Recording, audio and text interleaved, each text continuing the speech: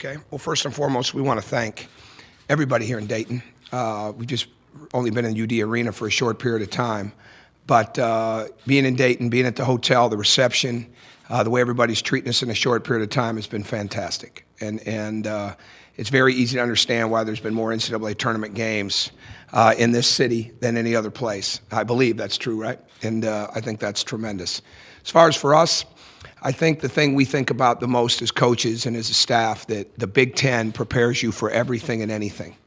And the one thing that it totally prepares you for is to never take anything lightly, to have your preparation be as good for one game as the other, to build a consistency in your team that comes from that consistency of work and preparation. And that's exactly how we feel about this tournament. I mean, it's totally been about getting ready for one game. Obviously, we didn't know who it was going to be till last night, but we spent ample time all week long getting ready for James Madison and Long Island. And from last night when that game ended, we were completely centered on what we had to do to play and beat James Madison. We have great respect for them. They're a conference champion. Matt Brady is an excellent coach, and he's got Mike Dean on his staff, who's one of the best coaches in this game. There's no question about it. I followed him at Marquette. I know what kind of character he has, and I know what kind of players and people he recruited and how he coached them, because I got to inherit those guys and had some very fun years early on at Marquette with the young people that we had there. As a team, they're athletic, they're skilled, they're certainly experienced. When you look at all the fifth-year guys that they have, they play very well together. They do a great job of blending their experience with their young freshmen. And it's been really interesting to watch the cohesiveness develop in that team as we've watched the films, over the last 3 days or so, 4 days, and watch them develop their team this year. So we have great respect for James Madison. Questions for Coach, right here.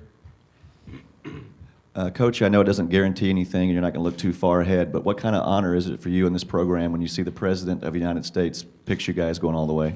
Well, I think it's nice. I haven't seen it personally, heard about it, and I think it just it's really good. But I'm also concerned that someone said that he was 1-3 in his picks before. So you're always going to be you hope he's right on this one. But we're not going to look too far ahead. I think the most important thing is that our guys have been really good about taking what's been said and not letting it affect them either way, and it's not any different right now. Mark Seelig from the Daily News Record. Matt Brady said he met you maybe a couple years ago at AAU tournament, and he was almost flattered that you knew who he was. Can you just talk about what you see from him as a coach and kind of what you know about him? Well, I've known of him for a long time, since he played for Mike, I believe, at Siena, and what he did at St. Joe's. And I know what kind of coach he was. Coaches pay attention to coaches because we're always paying attention to programs. So I've always thought he was an outstanding coach. And what he did at Marist, fantastic. And you can tell he really develops his players. And I think that's a great trait for any leader. But you can just see, like when you watch them play against UCLA in a couple of their games at the very beginning of the year to where they are now, it's like two different teams. It truly is. And I think that's a great sign of a coach and a coaching staff, and the way that they develop their team. And they're very skilled. They play very well together. They play both ends of the court extremely hard and diligent. And that doesn't happen if you don't have outstanding coaching.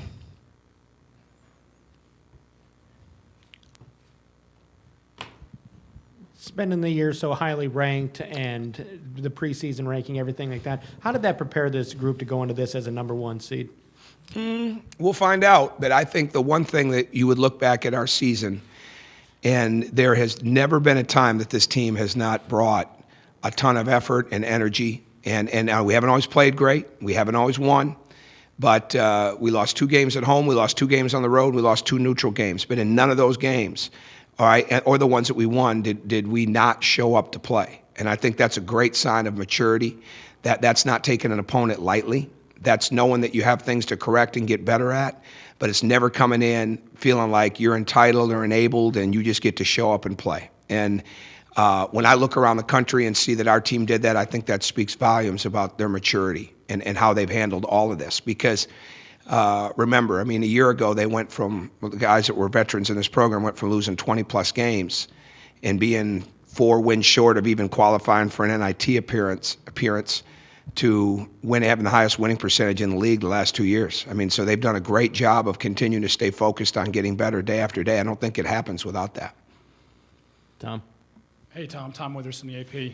I know you want to win them all, but can there be a benefit to maybe, a couple stumbles down the stretch like you guys had? I think as long as you're improving from them. And we've learned a lot, I think, from Saturday's game against Wisconsin, just like we learned a lot after we lost at Minnesota coming home for Iowa, and like we learned a lot when we lost to Ohio State. We bounced right back. And I don't think if you're learning, there's no way you go to Michigan and win a game with everything that was on the line that day, and with just the tension and the intensity of the entire place.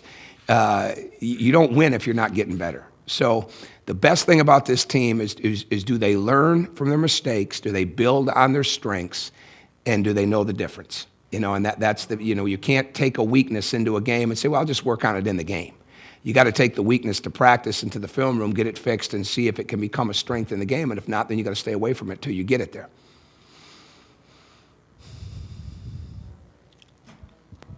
Now that you guys are actually here, do you see a difference in the way the players are approaching this day as opposed to last year when they were making their first jump? No, I wouldn't say that, because this has been a little different, because for a couple of days of practice, we really focused on commonalities. We focused on improving us. We focused on certain things. We did very few team sets and did a lot more concepts that we felt could play into it. And certainly we're well aware of James Madison's strengths, and we knew Long Island's, but James Madison, with their ability to score inside, with the experience that they have, we were very tuned in to what they were about and trying to put some of those things into practice. But then last night, it just turned it right over, and they were sharp in our walkthroughs. And there's no question that we're probably going to have to replace the carpet in the ballroom at the hotel by the way they were sliding and moving their feet. They're just into it. And I think that I want them to have fun, and I want them to enjoy it. But at the same time, I do think they have a very strong business approach to this, not where it's drudgery, but where there's a great focus. Coach Stephen Prophet from The Breeze. Does the history of a 16-1 matchup add any pressure going into this game for you all? Well, I think pressure is however you view it. I mean, we can look at it like there's been pressure the entire year, because we were ranked number one from like 3 days after the Final Four last year. Or we can look at it that our guys have used all that to fuel them to make them better. I don't think it's about the seed. I think it's about how good James Madison is. And I don't know what coach I read said it, but we said seeds really don't matter. They matter very little right now. He's probably right, because there's so much parity in the game. And when you're looking at James Madison, you're looking at a battle-tested team. You're looking at a team that can score inside and outside. It's certainly great experience, and freshmen that are getting better inside of their group. They know how they want to play. They know how they win. So you're focusing on the team, and you're focusing on their strengths, and you're trying to find some things that you can get after, more than you're focusing on the fact that they're a 16 seed and you're a 1 seed. That's not anything we really spend any time talking about.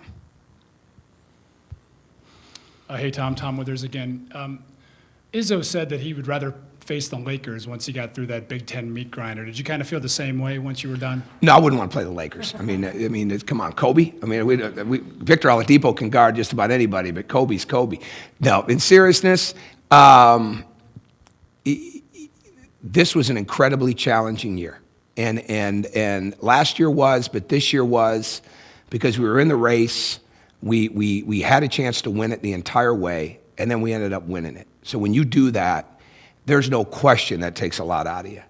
But what's happened is it's just built the confidence for these guys, and we've spent time this week making sure that we're getting our energy back, because it does take a lot. And then you turn right around and you go into a conference tournament. So to me, when you're in it's just mental and physical warfare for 18 to 22-year-olds playing sports. And I don't use warfare loosely with what goes on in this world. I don't mean it like that at all. But when you're out there like that and you've got to bring your best, and it's moment by moment, not just possession by possession, when it's pass by pass, okay, not just segments of the game, that takes a lot out of you. And really, the epitome of it was for us the day we won the championship at Michigan, it coming down to we got 53 rebounds in the game, and we needed all 53 to win the game.